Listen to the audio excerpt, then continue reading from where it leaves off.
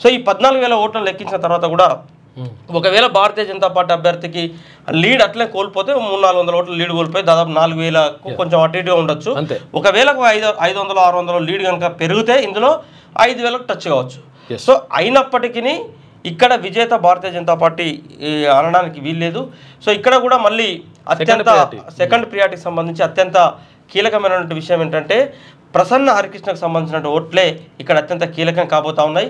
ప్రసన్న హరికృష్ణ తర్వాత వచ్చినటువంటి అభ్యర్థుల ఓట్లు యాదగిరి శేఖరరావు కావచ్చు, అదేవిధంగా సర్దార్ రవీందర్ సింగ్తో పాటు ఇతర ఇండిపెండెంట్ మిత్రులు. సో వీళ్ళందరి దగ్గర కలిపినా కూడా దాదాపు ఒక 4-5 వేల ఓట్లకు మించి లేవు. కాబట్టి సో 4-5 వేల ఓట్లతోని ఇక్కడ రిజల్ట్ తేలేటువంటి అవకాశం లేదు. కాబట్టి సో రెండో స్థానంలో ఉన్నటువంటి ఎవరైతే నరేందర్ రెడ్డి ఉన్నారో సో రెండో స్థానంలో ఉన్నటువంటి నరేందర్ రెడ్డికి ప్రసన్న హరికృష్ణ మధ్యలో హ్యూజ్ గ్యాప్ 9,000 పైచిలుకుంది.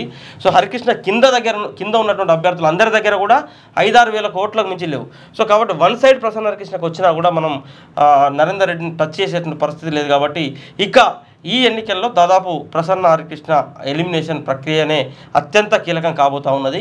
సో ప్రసన్న హరికృష్ణకు వచ్చినటువంటి ఈ 55,000 నుంచి 60,000 ఓట్లు ఏవైతే ఉన్నాయో ఈ 60,000 పైచిలకు ఓట్లలో రెండవ ప్రాధాన్యత ఓట్లు ఎవరికి పడ్డాయనే దానిపైన నరేందర్ రెడ్డా అంజిరెడ్డా అనేది విజేత డిసైడ్ అయ్యేటువంటి అవకాశం ఉంది.